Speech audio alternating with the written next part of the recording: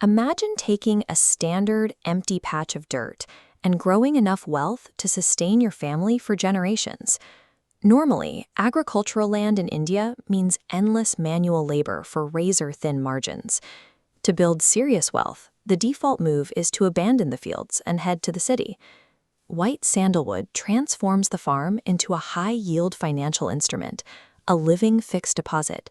The math on a modest 3.5-acre plot is staggering.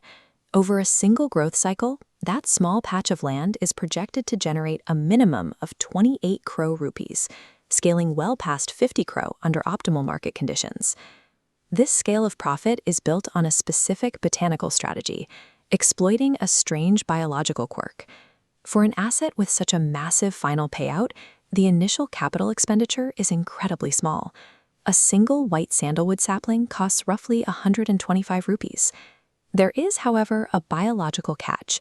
Sandalwood is a hemiparasite. It cannot survive or pull enough nutrients from the soil entirely on its own. To stay alive, it has to latch onto a host tree, often referred to by farmers as the mother plant, like an Australian pinewood, which does the heavy lifting of drawing food from the ground. This schematic shows the mandatory planting structure required for the farm to function.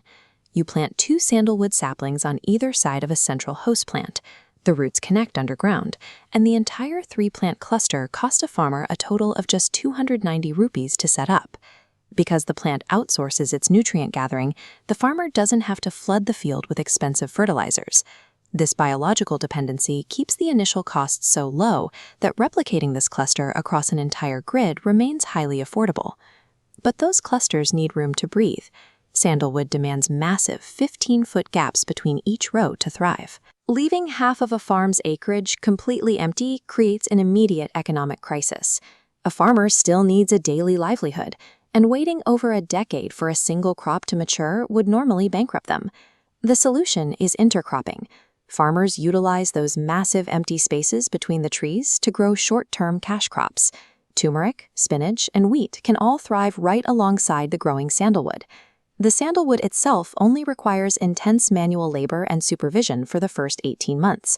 After that, the trees largely take care of themselves. The daily seasonal vegetable harvests completely cover the farm's operating costs and feed the farmer's family. It creates a self-sustaining dual economy. The short-term crops pay for survival, while the main asset quietly appreciates. But appreciation takes time. A 5-year-old sandalwood tree might stand an impressive 30 feet tall, but financially it is entirely worthless. The market places zero value on the sheer volume of the wood. The entire payout relies strictly on the fragrant heartwood oil hidden deep inside the core of the trunk. This diagram shows the internal maturation of the tree. The outer sapwood is irrelevant. It takes 8 to 12 years for the tree to even begin naturally secreting that dark, oil-rich core, creeping outward over a 15-year timeline. Until that internal chemical process hits maturity, the tree has no commercial value. In this specific farming model, absolute patience is a mandatory prerequisite for profit. At the end of that 15-year cycle, the mature trees are cut down, completely debarked to remove the useless sapwood, and rigorously tested to determine their exact heartwood oil percentage. Sandalwood prices are decoupled from local fluctuations. Instead, this wood trades on a strictly regulated global standard, essentially functioning as a botanical version of gold. Based on government export rates around 30,000 rupees per kilo, a single mature tree yields approximately 2 lakhs. Expanded to a standard planting density of 400 trees per acre, that yield multiplies into an 8 crore rupee payout for a single acre. By mastering the parasitic biology of the plant and surviving the 15-year wait through smart intercropping, the landowner stops being a local producer. They transform into the manager of a highly lucrative, globally traded asset.